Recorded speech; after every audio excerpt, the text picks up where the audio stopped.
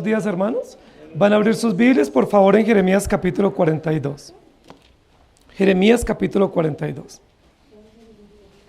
En nuestro estudio de Jeremías estamos en un periodo de transición entre la invasión babilónica, la destrucción de los símbolos de Jerusalén, la destrucción del templo y el continuar de la nación. Hay un periodo decisivo en este momento. En el capítulo anterior vimos cómo el pueblo de Judá y de Jerusalén se quedó sin gobernador.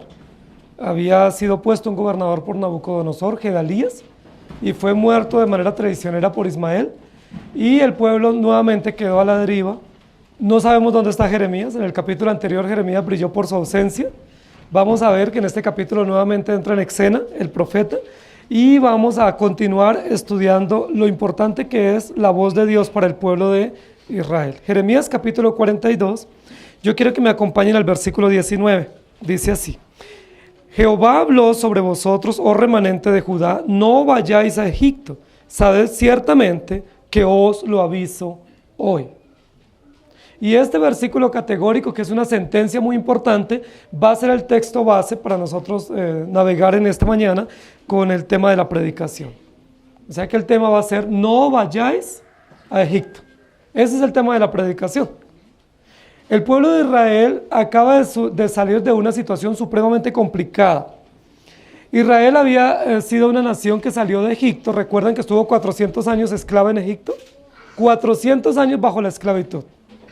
Después de los 400 años de la esclavitud, el pueblo de Israel salió. Dice la Biblia que salió con mano poderosa, con brazo fuerte. Caminó por el desierto, fue y se estableció en la tierra prometida. Después de un periodo de jueces, tuvo un periodo monárquico muy largo, y han pasado aproximadamente unos 600 años que el pueblo de Israel salió de la esclavitud. Después de disfrutar 600 años aproximadamente de libertad, viene ahora una invasión babilónica, son llevados cautivos, la nación está devastada, está desolado los campos, no hay gobernador, y ahora el pueblo de Israel tiene una nueva tentación, y es regresar a Egipto. El encargo de Dios, que es un encargo categórico según el versículo 19, es: no vayáis a Egipto. Es algo así como: ni lo piensen, o ni se les ocurra, o no les pase por la mente volver a Egipto. Y yo quiero que nosotros meditemos en lo que significa esa expresión, no volver a Egipto, en lo que implica Egipto para nosotros, en lo que implicaba Egipto para el pueblo de Israel. Egipto fue donde ellos tuvieron un periodo de esclavitud supremamente duro. Dice la Biblia que fue aproximadamente 10 generaciones que el pueblo de Israel estuvo esclavo. ¿Ustedes logran imaginar lo que significan 10 generaciones? 400 años esclavos. La esclavitud que tuvo el pueblo de Israel en Egipto fue la más humillante que pueda tener pueblo alguno sobre la tierra. Es una esclavitud donde no solamente fueron controlados como personas, sino fueron humillados terriblemente. Dice la Biblia que cuando ellos reclamaron al faraón por el trato que les estaba dando, les duplicó la carga laboral, los puso a trabajar de día y de noche, les puso capataces que les daban látigo si ellos se quejaban o hacían algún reclamo, con el único fin de hacerlos silenciar y de matar a muchos de ellos. El pueblo de Israel fue duramente tratado en Egipto. No les fue bien. No fue un paseo, no fue una aventura vivir en Egipto, sino que fue uno de los periodos más humillativos y dolorosos que el pueblo de Israel tuvo. De tal manera que cuando el pueblo de Israel salió poderosamente y caminaron por el desierto y llegaron a la tierra prometida, una y otra vez Dios les repite ese episodio y les dice: no se olviden de contarle a sus hijos lo que Dios hizo con ustedes. No se les olvide cuando sus hijos les pregunten: ¿por qué vivimos en este país tan hermoso? Cuéntenles que ustedes antes vivieron como esclavos. Cuando ustedes tengan las cosechas tan abundantes y vengan al templo a ofrecer sus productos de la cosecha, no se olviden que ustedes vivieron 400 años sin coger una cosecha, sin tener un producto, sin tener libertad. Cuéntenle a sus hijos todo lo que ustedes vivieron. Explíquenle lo que significó salir de una esclavitud tan dolorosa y tan opresora para disfrutar esta libertad que ustedes tienen ahora. No olviden eso. Recuerden que en el arca del pacto, Dios le pidió y le ordenó al pueblo que tuvieran 3 elementos dentro del arca del testimonio para mostrarle periódicamente a los hijos. y para que los hijos se enteraran cómo Dios había sustentado al pueblo durante 40 años en el desierto, después de un periodo de esclavitud supremamente doloroso.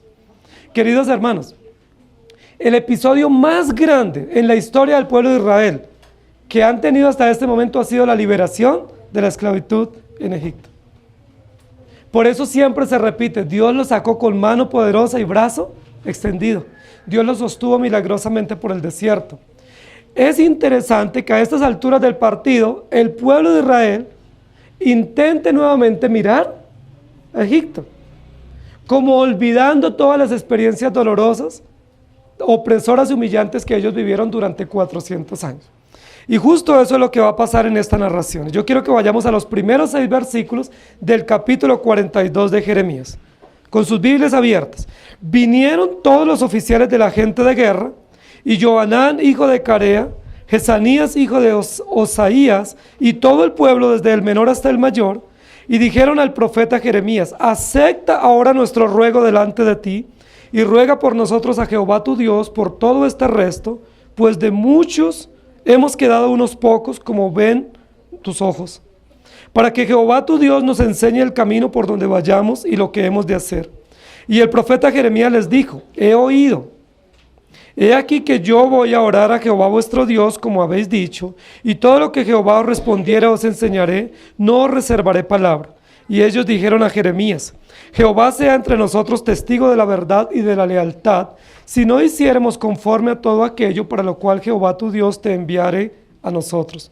Sea bueno, sea malo, a la voz de Jehová nuestro Dios, al cual te enviamos, obedeceremos, para que obedeciendo a la voz de Jehová nuestro Dios, nos vaya bien. La primera parte del versículo es una introducción supremamente interesante.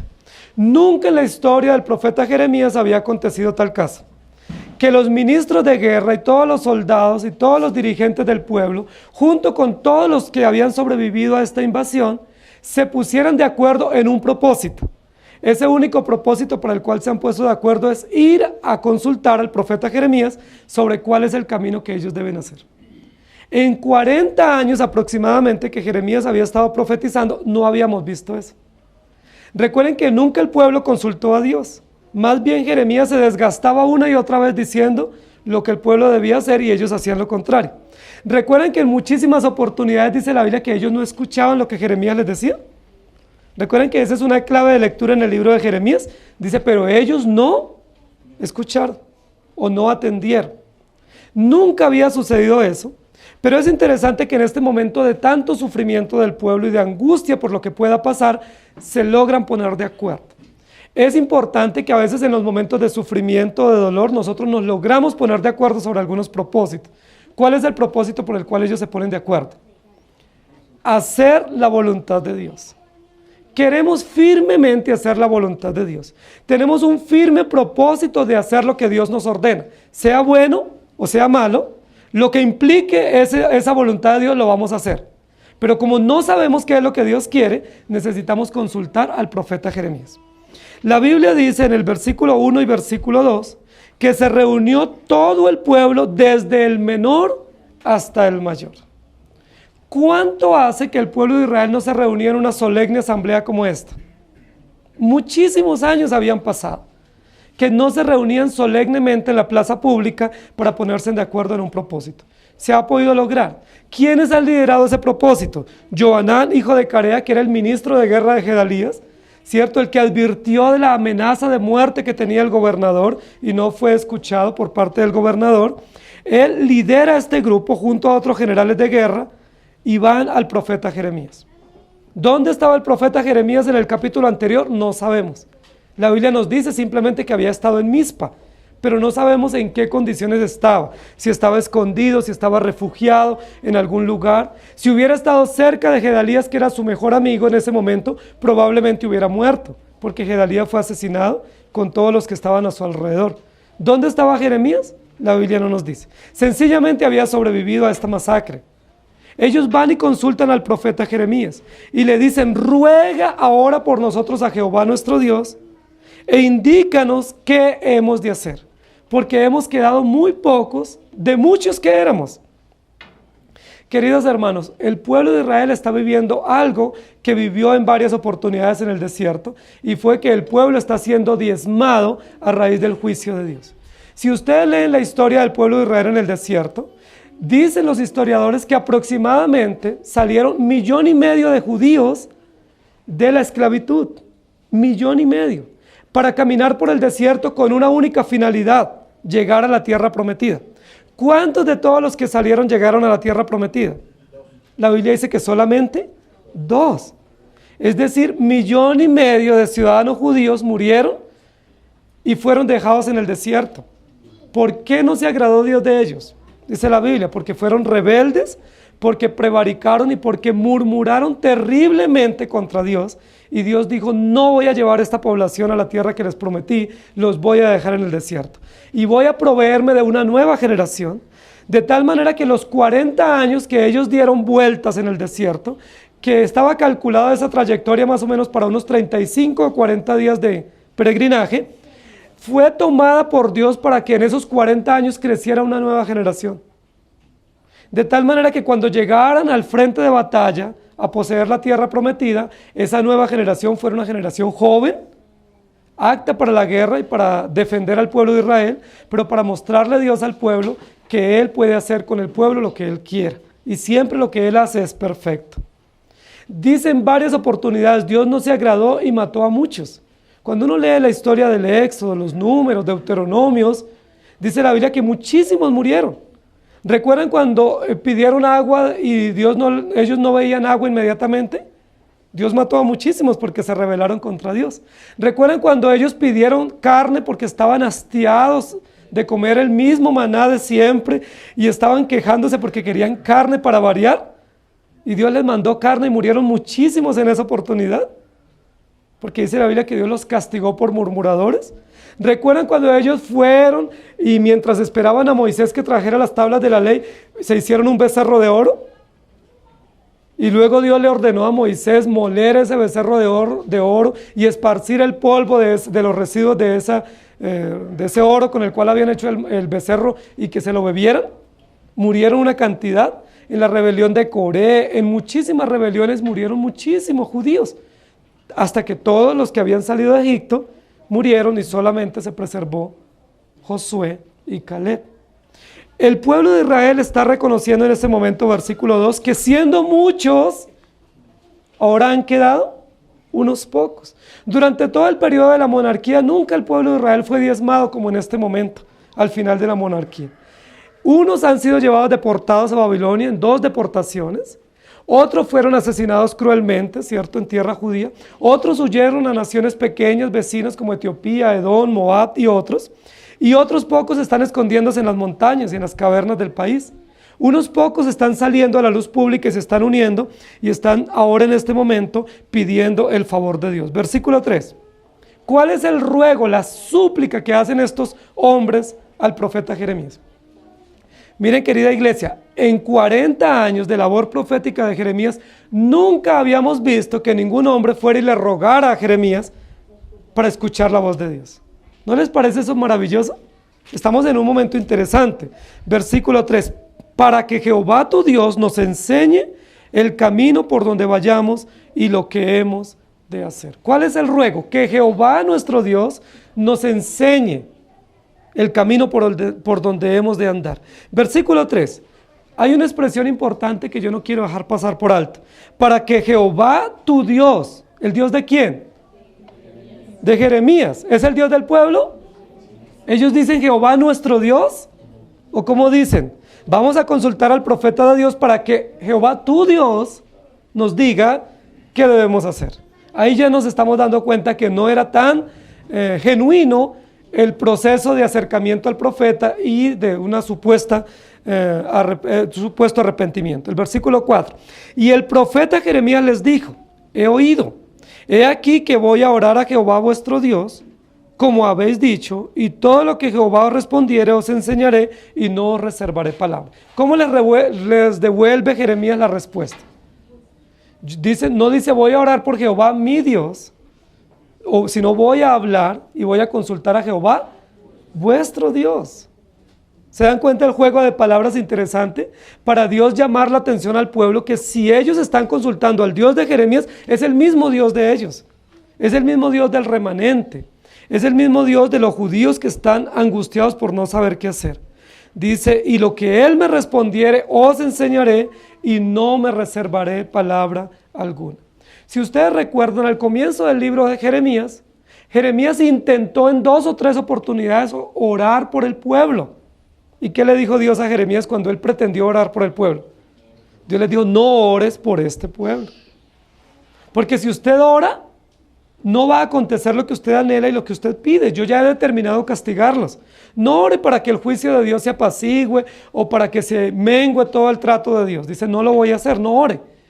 Y cuando Jeremías quiso orar en otras oportunidades, Dios le dijo, vete a otra actividad, pero no vas a orar.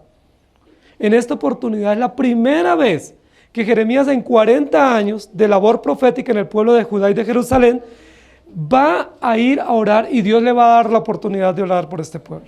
¿Qué es lo que nos indica?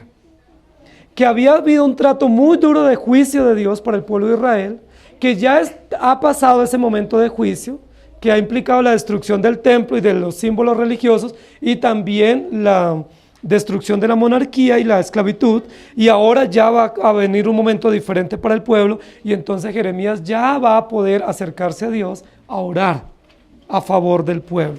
Versículo 5, y ellos dijeron a Jeremías, Jehová sea testigo entre nosotros de la verdad y de la lealtad, si no hiciéramos conforme a todo aquello, para lo cual Jehová tu Dios te enviaré a vosotros. Sea bueno o sea malo, haremos lo que Dios nos indique, obedeciendo a su voz, y porque sabemos que si obedecemos su voz, nos va bien. Queridos hermanos, versículo 5 y versículo 6, es una resolución, es una determinación pública, solemne, comunitaria de todos los judíos que existen en este momento para hacer la voluntad de Dios. Jehová sea testigo entre nosotros de que estamos hablando con verdad, con lealtad y con determinación de que vamos a hacer lo que Dios nos diga. Sea bueno o sea malo, no importa, Jeremías, no te reserves las palabras que Dios nos diga, las vamos a obedecer. ¿Cómo les parece? Mucha determinación de parte del pueblo, ¿cierto? Mucha lealtad, mucha verdad y compromiso, sea bueno, sea malo, lo que Dios nos diga, eso haremos. Yo les pregunto, ¿alguna vez ustedes no han ido a buscar consejo en alguien?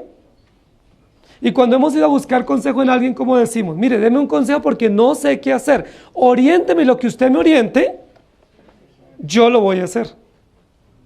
Porque es que estoy confundido y no sé qué hacer. Pero si usted me dice qué hacer, yo voy a hacer eso que usted me oriente. Básicamente eso es lo que el pueblo está diciendo. Ahora yo les pregunto, para poner un poco en duda lo que este grupo está diciendo, ¿ustedes recuerdan en qué momentos el pueblo de Israel había actuado con verdad y con lealtad? ¿Hay otros episodios aislados que pudiéramos conectarlos con este episodio para ver que el pueblo realmente tenía la firme decisión de cumplir? ¿Ustedes recuerdan algunos? Yo no recuerdo. Yo no recuerdo que en otros episodios en la vida del profeta Jeremías el pueblo haya actuado con lealtad y con verdad. La Biblia más bien dice que siempre actuaban con mentira y actuaban con engaño y que nunca estaban con compromiso firme y que nunca habían querido obedecer la voz de Dios. En algunos momentos, inclusive el pueblo de Israel, cuando Jeremías hablaba y ellos lo escuchaban, dice la Biblia que se tapaban los oídos para no escuchar la voz de Dios, porque les era gravosa la voz de Dios a sus oídos. ¿Qué ha hecho que el pueblo haya cambiado? Si es que ha cambiado. ¿Será que definitivamente el pueblo de Israel está en un proceso de acercamiento, de reconocimiento de la voz de Dios y de arrepentimiento? ¿Ustedes qué opinan? ¿O será que estos que han quedado sobrevivientes están muertos del miedo y lo único que quieren es escuchar algo favorable frente al miedo? ¿Hay arrepentimiento genuino en ellos? ¿O son las circunstancias las que los están llevando a buscar esta opción, pero no tienen ningún compromiso firme de obedecer a Dios? Ustedes pueden meditar sobre eso. Porque a veces nosotros leemos y decimos, ¡ay, qué maravilla! El pueblo ahora sí va a obedecer. Están dispuestos y comprometidos. ¿Pero será tanto? ¿Será que todo ese compromiso que ellos están manifestando solemne ante el profeta de Dios, al cual han perseguido y al cual han injuriado, ahora sí va a dar buen resultado? Pues ya sería hora de que diera resultados. Pero yo lo pongo en duda y vamos a asegurarnos en los versículos siguientes, 7 al 17. Aconteció que al cabo de 10 días vino palabra de Jehová a Jeremías, y llamó a Johanán, hijo de Carea, y a todos los oficiales de la gente de guerra que con él estaban, y a todo el pueblo desde el menor hasta el mayor. Y les dijo: así ha dicho Jehová, Dios de Israel, al cual me enviasteis para presentar vuestros ruegos en su presencia. Si os quedareis quietos en esta tierra, os edificaré y no os destruiré. Os plantaré y no os arrancaré, porque estoy arrepentido del mal que os he hecho. No temáis de la presencia del rey de Babilonia, del cual tenéis temor. No temáis de su presencia, ha dicho Jehová, porque con vosotros estoy yo para salvaros y libraros de su mano. Y tendré de vosotros misericordia, y él tendrá misericordia de vosotros, y os hará regresar a vuestra tierra. Mas si dijereis: no moraremos en esta tierra, no obedeciendo así a la voz de Jehová vuestro Dios, diciendo: no, sino que entraremos en la tierra de Egipto, en la cual no veremos guerra, ni oiremos sonido de trompeta, ni padeceremos hambre, y allá moraremos. Ahora por eso oíd la palabra de Jehová, remanente de Judá. Así ha dicho Jehová de los ejércitos, Dios de Israel: si vosotros volviereis vuestros rostros para entrar en Egipto, y entrareis para morar allá, sucederá que la espada que teméis os alcanzará allí en la tierra de Egipto, y el hambre de que tenéis temor allá en Egipto os perseguirá, y allí moriréis. Todos los hombres que volvieren sus rostros para entrar en Egipto, para morar allí, morirán a espada, de hambre y de pestilencia. No habrá de ellos quien quede vivo, ni quien escape delante del mal que traeré yo sobre ellos. Cuando el profeta Jeremías, después de 10 días de haber estado en la presencia de Dios, viene a dar el mensaje a esta asamblea, los reúne nuevamente, Jeremías hace algo muy interesante, que es digno de admirar en el versículo 7 y versículo 8. Cuando él viene después de 10 días, dice que llamó a los líderes de esta comunidad, que eran Johanán y otros que lo acompañaban, los oficiales de guerra, pero también dice al final del versículo 8, que convocó a todo el pueblo, desde el menor hasta el mayor. Hay una segunda asamblea. La primera asamblea pública, ¿quién la convocó? Johanán y los oficiales de guerra, para decir: consultemos al profeta Jeremías sobre qué debemos hacer. Esta segunda asamblea es convocada por el profeta Jeremías. Vengan, reúnanse, porque ya tenemos una respuesta. Y es importante que todos estén. Es importante que no solo estén los oficiales de guerra, sino que estén todos los habitantes que han sobrevivido a esta invasión, desde el mayor hasta el menor. Ahora, ¿por qué es importante que todos se reúnan para escuchar la voz de Dios? ¿Ustedes saben qué pasa si de pronto Jeremías le hubiera dado el mensaje solo a los dirigentes? ¿Solo a los capitanes del grupo? Ellos hubieran podido tergiversar esta información. Ellos hubieran podido cambiarla. Hubieran podido interpretarla a su manera y la hubieran transmitido al pueblo de manera errada. Pero el profeta Jeremías se cura en salud y convoca a toda la población. Además, hay algo importante también. Y es: Jeremías hace varios años que no tiene la oportunidad de dirigirse a todo el pueblo, porque le han negado la oportunidad de entrar al templo, le negaron la oportunidad de estar en la ciudad, le negaron la oportunidad de expresarse públicamente, y ahora que tiene la oportunidad no la va a desaprovechar. Reúnanse todos, por favor. No quede ninguno sin acercarse, porque ya tenemos la respuesta de Dios sobre la voluntad que Él tiene para ustedes y lo que Él determina con relación a lo que deben hacer. Versículo 9 en adelante comienza Dios a decir lo que el pueblo no quiere escuchar. El pueblo de Israel, básicamente, en el versículo 4, les dice: díganos lo que Dios quiere que nosotros hagamos. Enséñenos, Dios, lo que debemos hacer. Pero el versículo 9 en adelante y 10 en adelante, el profeta Jeremías no responde a lo que el pueblo quiere escuchar. No es algo nuevo en la forma como Dios trata a su pueblo. Nosotros queremos escuchar una cosa y Dios nos dice otra. ¿Sí se han dado cuenta que Dios obra así?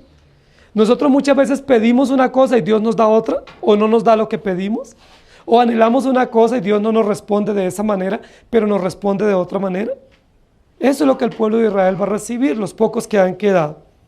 Hay dos cosas básicas que Dios va a darle al pueblo de Israel. Los que han quedado y que están promoviendo una salida fácil, Pero en este momento, en los primeros versículos, no sabíamos qué era lo que el pueblo pretendía. Ellos simplemente se camuflan en una idea y es: reunámonos, preguntemos al profeta Jeremías y que él nos indique qué debemos hacer. Y lo que él nos diga de parte de Dios lo haremos. Eso es lo único que sabemos hasta aquí. Pero no conocemos los motivos que llevaron al pueblo de Israel a tomar esa decisión. Pero como Dios es perfecto, soberano, omnisciente, conoce todo y revela todos nuestros secretos, Él dio a conocer cuáles eran los motivos que llevaron a esta comunidad a consultar a Jeremías. Hay básicamente dos motivos que llevaron a ellos a consultar a Jeremías. El primer motivo, que están con muchísimo temor del rey de Babilonia. Eso ellos no le dijeron a Jeremías. Se dan cuenta porque aquí podemos hacer otra aplicación. Muchas veces nosotros vamos pidiendo consejo, pero cuando pedimos consejo decimos una parte. Y cuando nosotros decimos una parte, pues recibimos un consejo de acuerdo a la parte que dijimos. Pero no decimos toda la parte completa para poder recibir un consejo bien objetivo, bien completo. Cuando Jeremías comienza a exponer la voz de Dios para ellos, en primer lugar les dice: no le tengan miedo al rey de Babilonia. Ahora, ¿ustedes por qué creen que estos generales de guerra no le dijeron a Jeremías: Jeremías, no sabemos qué hacer, tenemos tanto miedo? Porque la Biblia dice en 2 o 3 oportunidades en el capítulo que ellos eran unos generales de guerra. Eran gente de guerra, de combate, preparados para enfrentar a los enemigos. ¿Ustedes qué opinarían de estos generales de guerra si van y le dicen al profeta Jeremías: Jeremías, ore por nosotros, que estamos muy asustados y no sabemos qué hacer? ¿Qué pensaríamos nosotros de estos generales que están dirigiendo al pueblo? Ellos son mucho más ocultos en la forma como van a expresarse a Jeremías, y lo que le dicen: no, queremos es saber Dios qué quiere de nosotros. Y tenemos toda la disposición de obedecer. Pero Jeremías les va a decir: ustedes tienen muchísimo miedo al rey de Nabucodonosor. No le tengan miedo. ¿Sí? No tengan miedo. Versículo 11. A la presencia del rey. No teman de su presencia, porque yo estoy con vosotros para salvarles y para librarles de su mano. La primera cosa que hace el profeta Jeremías es exponer un motivo oculto para nosotros, y es que este grupo de judíos estaban con muchísimo miedo, y Dios les dice: no tengan miedo. Pero ¿cuál es la razón para no temer? ¿Que ellos están bien armados? ¿Que ellos tienen un ejército numeroso para enfrentar a los babilonios si se vienen nuevamente contra ellos? El versículo 11 nos explica la razón para no temer: porque yo estoy con vosotros para salvarlos y para librarlos de la mano del enemigo. La única razón, queridos hermanos, para nosotros no temer no son nuestros recursos. La única forma para nosotros no temer son los recursos de Dios, la provisión de Dios, su gracia y su cuidado en medio de nosotros. Entonces, el primer motivo, la primera razón de este pueblo para tener esta aparente actitud de disposición a la obediencia es que tienen muchísimo miedo de Babilonia. Cuando ustedes tienen miedo, ¿cómo reaccionan? Cuando ustedes tienen alguna situación que los paraliza, que los aterroriza en términos de miedo, de angustia, de opresión, ¿cómo reaccionamos? ¿Ustedes no se han dado cuenta que en muchísimas iglesias, cuando hay periodos de amenaza, la asistencia a las iglesias crece? Que muchas veces cuando nos sentimos con muchísima angustia y dolor, nosotros buscamos ayuda. Cuando hay situaciones de amenaza, nosotros no nos queda otra sino vámonos para la iglesia. Por eso algunos dicen que es importante las persecuciones y las amenazas, porque se aviva la disposición de los creyentes de buscar de Dios, o por lo menos de muchas personas de acercarse a Dios. Ahora, si esta actitud no es genuina, pues aunque vengan en ese momento de la aflicción, luego se regresarán porque no era una actitud genuina. Muy bien, eso es lo primero. Tienen muchísimo miedo de Babilonia, de que vengan y los maten también a ellos, y no están preparados para enfrentarlos. Muy bien, ¿cuál es el segundo motivo que tienen los judíos que no se lo dijeron a Jeremías? El segundo motivo es que ellos desean regresar a Egipto. Versículo 14. Ellos están añorando volver a Egipto como si fuera la panacea para ellos. ¿Y saben qué analizan ellos cuando piensan en Egipto? analizan que pueden tener varios beneficios. Uno de esos beneficios es que en Egipto no hay guerra. Ese es un buen análisis racional desde el punto de vista humano. Si aquí en este lugar hay guerra, pues vámonos para un lugar donde no haya guerra, donde podamos vivir tranquilos nosotros y nuestros hijos. ¿Qué es lo otro que ellos dicen que no van a encontrar en Egipto? No oirán sonido de trompeta, porque las trompetas alertaban permanentemente los encuentros entre los soldados o las victorias que algunos ejércitos tenían sobre otros. Entonces, allá no vamos a escuchar el sonido tenebroso o angustiante de las trompetas, porque cuando suenan las trompetas nosotros tenemos muchísimo temor, porque podemos ser invadidos o podemos estar siendo destruidos, o puede ser que un ejército invasor esté cantando victoria porque nos ha hecho botín para él y nos ha derrotado. Y la otra situación que ellos dicen que no van a encontrar en Egipto es hambre. No vamos a padecer hambre. Allí vamos a tener alimento, vamos a tener provisión abundante y vamos a poder, cuarta cosa, vivir allí tranquilos. 4 razones tienen los judíos para ellos estar ya con sus maletas listas para irse a Egipto. Queridos hermanos, ahora sí devolvámonos un poco. Era honesta la actitud de este grupo cuando consulta al profeta Jeremías sobre qué hacer. Y cuando manifiestan que bajo juramento de lealtad y de verdad van a hacer lo que Dios les diga, cuando ya tienen sus maletas listas para Egipto. Ellos cuando fueron a consultar al profeta Jeremías ya tenían sus maletas, ya tenían sus análisis racionales y ya tenían sus conclusiones. ¿Qué es lo mejor para nosotros? Nos vamos para Egipto. ¿Por qué? Porque allá la vamos a pasar delicioso. En primer lugar, no están en guerra. Cosa loable para cualquier persona que toma viaje. Segunda razón, allá no hay sonido de trompeta y eso es angustiante. ¿Sí? Nosotros diríamos, no escuchamos disparos y bombas y granadas, entonces vámonos para allá porque allá es un país en tranquilidad. Cuarta razón, hay alimento y vamos a poder tener suficiente para nosotros vivir y podemos morar allá. Queridos hermanos, cuando nuestro país ha tenido periodos de guerra o periodos difíciles, son muchísimos los compatriotas que han salido del país. ¿Y hacia dónde se dirigen esos compatriotas que han salido? ¿Hacia dónde viajan? ¿A países que no están en guerra? ¿A países donde no hay sonido de la trompeta? Y donde hay alimento para ellos estar tranquilos. La pregunta del pueblo es, ellos aunque están deseosos de ir y aunque tienen su conclusión, y cuando analizan que es favorable ir a Egipto, ¿es la voluntad de Dios ir a Egipto? ¿Es oportuno que después de 400 años de la peor esclavitud, de las condiciones más humillantes que han vivido, ellos deseen volver allá? ¿Por qué se nos olvida tan rápido la historia? ¿Por qué se nos olvida tan rápido la voluntad de Dios y la despreciamos? Dios les había dicho, los saco de Egipto para nunca más volverlos a llevar a Egipto. ¿Recuerdan? Dios les había dicho eso. Y les había reiterado una y otra vez, yo los saco de Egipto y nunca más volverán a estar bajo semejante esclavitud. Los saco para una tierra abundante que fluye leche y miel. ¿Cuál era esa tierra? Israel, Palestina. Ellos estaban en esa tierra. Habían disfrutado por 600 años esa tierra, tierra abundante de leche, de miel, tierra donde Dios los estaba dirigiendo. ¿Qué hace que el pueblo ahora mire en dirección a Egipto y anhele y añore regresar a Egipto? ¿Será que el pueblo de Israel tiene la premisa que muchos de nosotros tenemos y es que todo tiempo pasado fue mejor?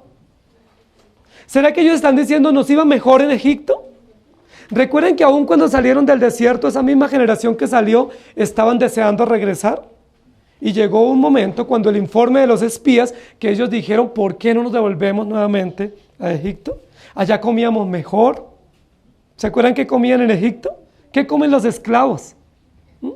¿Qué comen aquellos que están bajo opresión? ¿Qué comen los pobres? ¿Será válido para nosotros añorar esa condición? Allá comíamos sabroso, teníamos una lista de vegetales, por lo menos los veían pasar ahí para los egipcios, ¿sí? Por lo menos ellos veían la mesa de los egipcios y era abundante, porque los judíos pasaron opresión, fueron oprimidos. Dice la Biblia, tratados con tal dureza que el clamor de ellos subió a Dios Y Dios dijo, he oído el clamor de este pueblo y les voy a mandar un libertador. ¿Recuerdan? ¿Por qué ahora ellos tienen maleta lista para volver a Egipto? ¿Es Egipto tan prominente para el pueblo de Dios? ¿Es Egipto el mejor lugar para ir en situaciones de angustia o de temor? Yo creo que no. Dios les había dicho en varias oportunidades, no vayan a Egipto. Es decir, no intenten regresar de donde ya yo los he sacado. Egipto para el pueblo de Israel y para nosotros representa el mundo, representa la esclavitud, representa los lugares donde ya hemos sido humillados y donde Dios ya nos sacó. Si ya Dios nos sacó de nuestra humillación, ¿por qué pretender volver a ella? Entonces lo que podemos decir de los primeros 6 versículos es que todos estos hombres que reunieron esta asamblea para hacer solemne pregunta al profeta Jeremías no eran leales. Ninguno de ellos tenía la disposición de obedecer a Dios. Es algo así como, preparémonos para volver a Egipto. ¿Están todos listos para ir a Egipto? ¿Ya listaron sus maletas? Miren todo lo bueno que nos va a ir en Egipto. ¡Ay! Pero no hemos hablado con Dios, ¿cierto? No hemos orado. Esperen un minutico, vamos a preguntarle a Dios qué nos dice. Muchos de nosotros hacemos eso. Hacemos planes para el futuro, emprendemos negocios y después de que emprendemos negocios o tenemos planes, ¿qué decimos? ¡Ay! No hemos orado a Dios a ver si esa es su voluntad. O no hemos pedido consejo, entonces vamos a pedir consejo. Pero muchas veces cuando pedimos consejo, nosotros ya tomamos la decisión. Muchas veces le dicen a uno los hermanos, pastor, ore por mí porque yo no sé si este viaje que quiero hacer es la voluntad de Dios o no. Y uno le dice, no, ¿y por qué no espera para ir en otra época? No, pastor, porque es que las reservas ya las tengo. Entonces no pregunte, si ya tiene sus reservas, pues váyase a su viaje, ¿sí? O pastor, yo he querido un negocio, pero no sé qué negocio emprender, pues yo he pensado en esto y en aquello. No, pues yo te sugiero esto. No, pastor, es que yo ya lo puse aquí en este negocio, yo ya lo comencé. Bueno, entonces no pidamos consejo, es justo lo que estaba haciendo el pueblo de Israel. Estaban pidiendo consejo por algo que no estaban dispuestos a obedecer y que ya ellos consideraban la razón y tenían los argumentos para hacerlo. El profeta Jeremías les dice, no piensen hacer eso.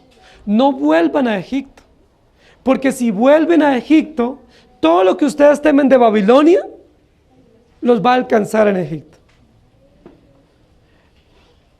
Todo lo que ustedes temen de Nabucodonosor y piensan huir para esconderse de él, los va a alcanzar allá. ¿Qué los iba a alcanzar allá? Muerte, aunque no estuvieran en guerra, ¿sí? Hambre, aunque no estuvieran en hambre allá, ¿sí?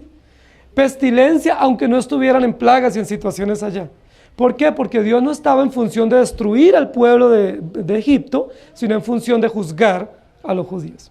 Ahora, ¿qué es lo que ellos están pretendiendo hacer, los judíos? Escapar del juicio de Dios y de la responsabilidad natural que ellos tenían de morar en su tierra. Dios les dice, esténse quietos, ¿cierto? Versículo 9 y 10 dice, no se muevan, quédense y esténse quietos que yo estoy con ustedes, tendré misericordia de ustedes, no se vayan a morar a otra tierra, no piensen que van a obrar bien haciendo eso. Dice, quédense en esta tierra, no le teman a Nabucodonosor, no añoren a Egipto, no piensen que les va a ir bien. Dice, porque no va a ser así. Dice, porque así ha dicho Jehová, Dios de los ejércitos, el temor que ustedes tienen de Babilonia caerá sobre ustedes en Egipto. Es decir, donde ustedes vayan, les van a llegar los problemas. Es lo que Dios le está diciendo al pueblo de Israel. Muchas veces nosotros nos movemos de un lugar o de una circunstancia a otra pretendiendo huir de los problemas. Muchos de nosotros no tenemos tolerancia a los problemas y a las aflicciones. Y muchos de nosotros frente a los problemas y a las aflicciones, lo único que pensamos es huir. ¿Lo han pensado ustedes? Tenemos una crisis económica. ¿Qué hacemos? ¿Para dónde nos vamos?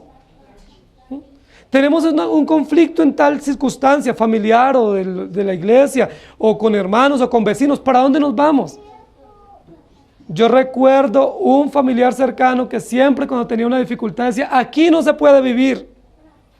Y alistaba maletas y se iba. Porque decía, aquí no se puede vivir. Se iba para el otro lugar con la ilusión de que podía vivir y en poco tiempo volvía a repetir esa misma frase: aquí no se puede vivir. Y así se la pasó toda la vida, moviéndose de un lugar a otro, huyéndole a los problemas, cuando los problemas hacen parte de nuestra vida diaria. El pueblo de Israel estaba pensando que si no se quedaba en Judá y viajaba a Egipto, les iba a ir bien. Iban a tener todo solucionado. ¿Qué les dice Dios? No vayáis a Egipto. Y es el mismo llamado para nosotros hoy, hermano. Si ustedes piensan que retrocediendo en algunos deberes o volviendo a lugares donde Dios ya los sacó les va a ir mejor, el mensaje de Dios para ustedes y para mí hoy es: no volvamos a Egipto. No pretendamos retroceder de donde Dios ya nos sacó. No pretendamos volver de donde Dios ya nos trató y fuimos humillados y afrentados y Dios poderosamente nos sacó. Dice: porque todos los hombres que volvieran sus rostros para entrar en Egipto, para morar allí, morirán a espada, hambre y pestilencia, y no habrá de ellos quien escape delante del mal que traeré yo sobre ellos. ¿Hay lugar donde podamos escondernos de Dios? ¿Hay lugar donde no tengamos problemas? ¿Ustedes conocen ese lugar? ¿Dónde no vayamos nosotros que no tengamos problemas? Ahora, ¿por qué cuando vamos a otro lugar tenemos problemas? Porque el problema somos nosotros. Como nosotros somos el problema, que no tenemos la capacidad de enfrentar, de manejar, de tomar decisiones, donde vayamos vamos a tener los mismos problemas. Porque estamos enfrentados a nosotros mismos, a nuestras propias incompetencias, a nuestras propias frustraciones, a nuestros propios temores y pecados. Como el pueblo salía por temor, llegaba a otro lugar y iba a enfrentar el mismo temor.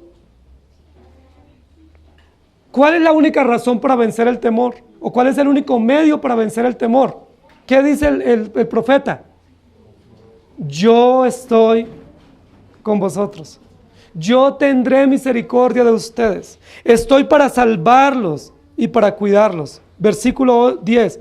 Si os quedareis quietos en esta tierra, os edificaré y no os plantaré. Miren lo importante del versículo 10.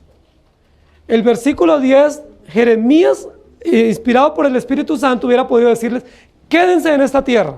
¿Por qué no lo dice así? ¿Por qué construye la oración en un lenguaje hipotético? Si os quedareis, o si llegasen a quedarse en esta tierra, yo los bendeciré. ¿Por qué Jeremías está diciendo eso? Porque Jeremías sabe, por la inspiración del Espíritu Santo, que aunque ellos están mostrando lealtad en su consulta, ellos ya están con un pie en Egipto. Aunque ellos salieron de Egipto, su corazón nunca salió de Egipto. Ellos salieron literalmente de Egipto, pero su corazón siempre estuvo en Egipto. Siempre estaban diciendo: ¿cuándo volveremos a Egipto? Tan delicioso que pasamos esos 400 años de esclavos, ¿sí? Tan delicioso que vivíamos en Egipto. ¿Cómo es de rico Egipto? Hermanos, es posible que nosotros tengamos ese tipo de sueños, ese tipo de ilusiones, de cosas vanas y efímeras, de pensar que si estamos en otro lugar nos va mejor. ¿No ha pensado usted, si hubiera nacido yo en Europa, en los Países Bajos, en los países ricos, estuviera mejor? Hermanos, Dios quiso que naciéramos aquí, Dios es soberano. Este es el mejor lugar para vivir. ¿Estamos de acuerdo? Este es el mejor lugar porque es el lugar que Dios destinó para nosotros. Si Dios destina a otro lugar, va a ser el mejor lugar en su momento. Pero por ahora este es el lugar perfecto, la ciudad perfecta, el país perfecto que Dios nos dio para vivir. Y esta es la iglesia perfecta también, que Dios soberanamente destinó para que nosotros nos congreguemos, para que nos edifiquemos y para que crezcamos. No vayáis a Egipto. Versículo 18 en adelante.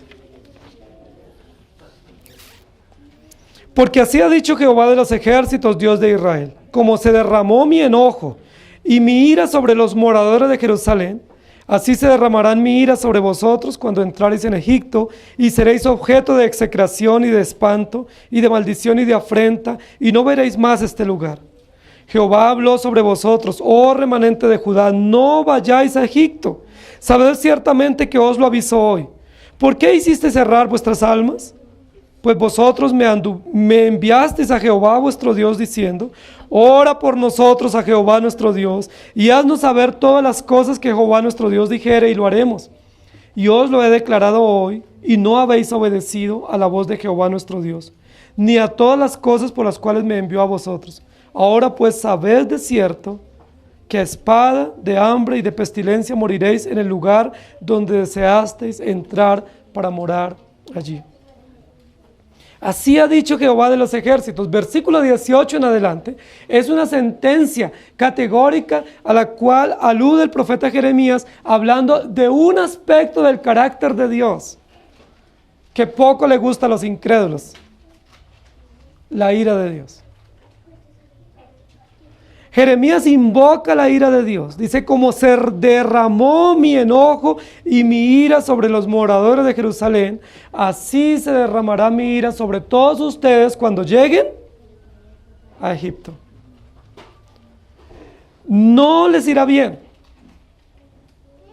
Ustedes seréis objeto de espanto, seréis objeto de burlas.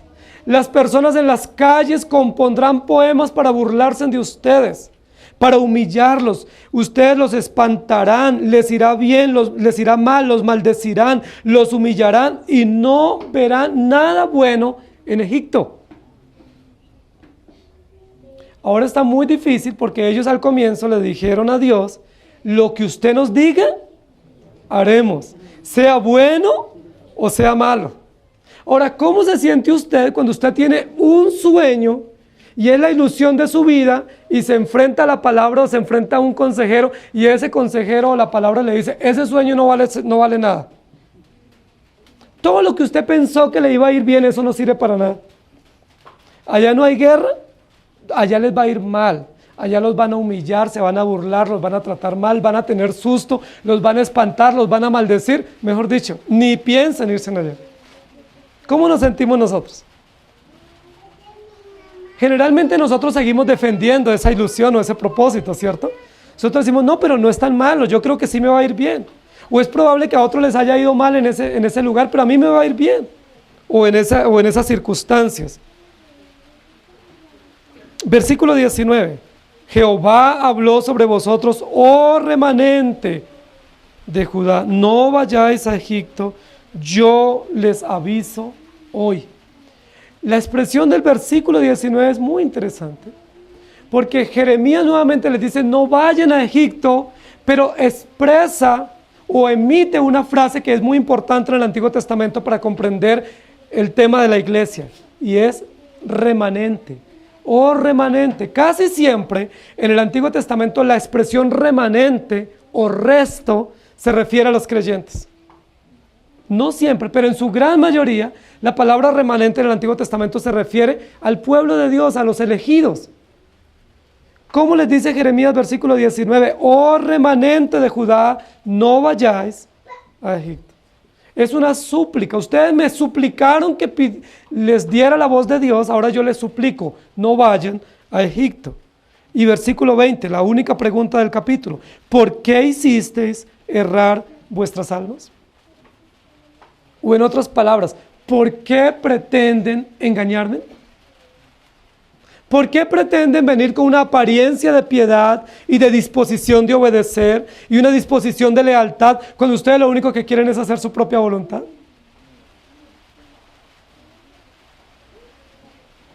Yo no sé si sus hijos les dicen, pero por lo menos una de mis hijas me dice: papi, lo que tú ordenes yo hago. Tú eres mi papá, tú eres el que manda, lo que tú hagas, lo que tú ordenes, eso hago. Y muchas veces ordeno algo y ¿qué dice? ¿Ustedes saben qué dice? Lo que ustedes y yo decimos: no, yo eso no lo voy a hacer. Pero tú me dijiste que lo que yo ordenara. Sí, pero eso no lo voy a hacer. Ese ejemplo es exactamente igual a lo que estaba haciendo el pueblo de Israel. Lo que tú ordenes, Señor, lo haremos. Bueno, entonces obedezcan. No, eso no lo vamos a hacer. El pueblo de Israel ha pretendido engañar a Dios y engañar al profeta Jeremías. Yo les pregunto, querida iglesia, ¿es posible engañar a Dios? Siendo que Él es omnisciente, que Él es Dios, que Él es todopoderoso. Usted puede ir con apariencia de piedad a suplicarle por algo y decirle, Señor, no sé qué hacer. ¿Tú sabes que no sé qué hacer? Cuando Dios sabe que usted ya tiene su decisión. O usted puede llegar y decirle, Señor, yo obedeceré fielmente tu voluntad. Solamente muéstrame tu voluntad, cuando Dios conoce nuestro corazón. ¿No es mucho mejor llegar y decirle, Señor, yo no quiero obedecer tu voluntad? Yo ya la conozco, pero aunque la conozco, no la quiero obedecer porque mi corazón es rebelde y engañoso. Ayúdame a obedecer tu voluntad. ¿No es mejor orar así que no ir como el fariseo? Como llegó estos hombres al comienzo del capítulo, invocando una apariencia de piedad y haciendo una resolución de lealtad. Versículo 20. Cuando nosotros pretendemos engañar a Dios o pretendemos engañar a los siervos de Dios, se nos devuelve. Versículo 20 se está devolviendo. Dice Jeremías, vosotros enviasteis a Jehová vuestro Dios diciendo, ora por nosotros a Jehová nuestro Dios y haznos saber todas las cosas que Jehová nuestro Dios dijere y lo haremos. ¿Qué es lo que está haciendo Jeremías en esta oportunidad? Les está recordando. Les está diciendo, si yo les digo esto es porque ustedes inicialmente me consultaron y me dijeron que lo que yo les dijera de parte de Dios ustedes harían. Yo le consulté a Dios, Dios da este mensaje, esta es la voluntad de Dios, ¿por qué no la hacen? Versículo 21, y os lo he declarado hoy y no habéis obedecido a la voz de Jehová vuestro Dios, ni a todas las cosas por las cuales me envió a vosotros. Queridos hermanos, el pueblo de Israel, cuando consultó al profeta de Dios, estaba ya en dirección a Egipto. Versículo 18 lo dice. Dice, cuando ustedes entren a Egipto, serán objeto de muchísimas miserias. Dios sabe que el pueblo de Israel no va a detenerse en su propósito de ir a Egipto. Dios sabe que aunque ellos estén haciendo una consulta solemne, ellos van a seguir a Egipto. Por eso el profeta Jeremías en el versículo 18 les dice, cuando ustedes entren a Egipto, no les dice si acaso resuelven ir a Egipto o si determinan viajar a Egipto. Jeremías les dice, cuando ustedes entren a Egipto les va a pasar esto. ¿Por qué lo dice de manera tan contundente? Porque es lo que ellos van a hacer. Nadie los va a detener. Miren, queridos padres, ustedes y yo que tenemos hijos, ¿ustedes creen que por más que ustedes le supliquen a sus hijos de que no desobedezcan a Dios, ellos no le van a desobedecer? ¿Ustedes qué piensan? Ustedes pueden decir, no, es que yo le he suplicado y le he rogado y mi hijo me dijo que él iba a obedecer. Yo tengo la firme certeza de que él va a obedecer. ¿Ustedes creen eso? No. Lo que nosotros tenemos que creer es que aunque le supliquemos a nuestros hijos que no desobedezcan, ellos van a desobedecer. Y como ellos van a desobedecer, ¿cuál es la única esperanza para ellos y para nosotros? Jesucristo. Nosotros con dolor y con tristeza vamos a tener que ver que nuestros hijos muchas veces, en muchos capítulos de su vida cristiana, van a desobedecer. Van a ser rebeldes, van a hacer todo lo contrario a lo que la Biblia dice y lo que nosotros les hemos instruido. Pero ahí hay esperanza, la esperanza se llama Jesucristo. Ahí está el Evangelio. El Evangelio es, hay esperanza, aún en el peor momento. Aún si nuestros hijos vuelven a Egipto, hay esperanza para ellos. Aún si nuestros hijos se llenan de temor por el mundo o de ambición por el mundo, hay esperanza. Ahora, yo no estoy tan seguro si realmente el pueblo de Israel estaba lleno de miedo por Babilonia. Es muy probablemente que esa expresión manifiesta de temor por Babilonia sea más bien la justificación para ir a Egipto. Porque nosotros somos expertos para justificarnos. Y nosotros muchas veces encontramos todos los errores aquí y todas las bondades allá. ¿Qué estamos diciendo? Esto aquí es tan malo y allí es tan bueno. Probablemente eso era lo que estaba haciendo el pueblo de Israel. ¿Por qué ellos debían tener temor si ya había pasado la invasión? Ya no estaban sitiados como estuvieron en 1 año y medio anteriormente. Ya no tenían la invasión de los judíos, de los babilonios. Ya Babilonia había hecho la alianza y había constituido a Judá una colonia de Babilonia, había nombrado gobernador. Ya se habían llevado al rey, habían destruido el templo. Ya no había más que... ¿Por qué más ustedes creen que volvería a Babilonia? Si venían por el rey, venían por la ciudad amurallada y venían por el oro. Ya se habían llevado todo. ¿Ustedes creen que iban a volver? ¿Babilonia le interesaba algo más de Judá? ¿No sería más bien todo un argumento muy bueno, muy contundente para justificar su interés de ir a Babilonia? Cuando nosotros queremos hacer algo, tenemos buenas justificaciones. Y el pueblo de Israel nos muestra esa actitud. Pero Dios es soberano. Y en su soberano propósito nos dice, ni les creo sus justificaciones, ni les valgo todos los halagos que ustedes tienen del nuevo lugar donde pretenden ir. Lo que yo creo es que los he puesto en este lugar, quédense quietos y vean cómo yo los edifico. Mis queridos hermanos, nosotros no vamos a ser víctimas de los opresores si Dios no lo permite. ¿Estamos de acuerdo? Así hayan todas las amenazas habidas y por haber. Pero nosotros tampoco vamos a poder ir a disfrutar de los lugares que anhelamos disfrutar en nuestra pecaminosidad, en nuestra concupiscencia, si Dios no nos permite ir a esos lugares. ¿Cuántos de ustedes han tenido sueños de estar en otros lugares? Hay muchas personas que dicen, mire, yo esta ciudad no la quiero, pero me toca vivir acá.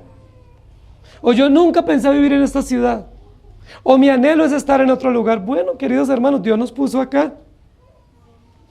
¿Se equivoca Dios? En ponernos en este lugar, en darnos trabajo, en darnos iglesia, en darnos familia en este lugar. ¿Por qué no mejor estar cómodos en el lugar donde Dios nos puso? Y si mañana o pasado mañana Él nos da la oportunidad de ir a otro lugar, pues amén, alistamos las maletas en el momento oportuno y nos vamos para el lugar que Dios determine, pero no justificando de mil maneras nuestro desagrado por la voluntad de Dios. Y termina diciendo, ahora pues sabed de cierto que a espada, de hambre y de pestilencia moriréis en el lugar donde deseasteis entrar para morar allí. ¿Saben qué dice Dios? Dios le da una sentencia terrible al pueblo de Israel, no solo en términos espirituales y morales, sino en términos también de apego a la tierra. Y les dice, si ustedes no se quieren estar aquí, y ustedes prefieren irse allá, pues váyanse, quédense allá. Pero les voy a decir una cosa, nunca más volverán a este lugar. ¿Ustedes saben lo que eso significa para una persona que ama su tierra? ¿Ustedes aman el lugar donde nacieron? ¿Ustedes tienen bonitos recuerdos de la ciudad y del barrio, del país donde nacieron y donde crecieron? Cuando ustedes recuerdan su niñez y su infancia y su familia, ¿cómo la recuerdan? Cuando tenemos algún periodo de vacaciones, ¿no anhelamos volver a ese lugar? ¿A la tierrita? ¿Al lugar donde crecimos, donde están nuestros amigos, donde están nuestros recuerdos? ¿Ustedes saben lo que significa que Dios nos diga, si ustedes se van por su propia cuenta, nunca volverán a su tierra natal? No la podrán volver a ver. Es una sentencia terrible para ellos, además de la implicación moral y espiritual frente a Dios. Por eso, queridos hermanos, la orden de Dios, el llamado es, no vayan a Babilonia. ¿Por qué? Porque este pueblo tenía una falsa lealtad. No era cierto que ellos eran leales a Dios, a la voz de Dios. Era falso. Ellos tenían un falso temor. Un temor infundado en Babilonia para justificar su ida a Egipto. Pero ellos también lo que están pretendiendo es huir de la ira de Dios. Como su devoción no es genuina, como su temor no tiene fundamento, y como no pueden huir de la ira de Dios, ¿qué es lo mejor para el pueblo de Israel? Quedarse en la tierra. Quédense en la tierra. Quédense quietos y vean lo que yo voy a hacer por ustedes. Quédense quietos y vean lo que yo voy a construir. El pueblo no tenía ni idea que en pocos días, en poco tiempo, iba a regresar con misiones de Babilonia para reconstruir la ciudad. ¿Se acuerdan? Con Esdras y con Nehemías. Iban a reconstruir los muros, el templo, se iba a reconstruir la ciudad y ellos iban a ser pioneros de ese trabajo de reconstrucción. El pueblo no tenía idea, se habían olvidado de las profecías.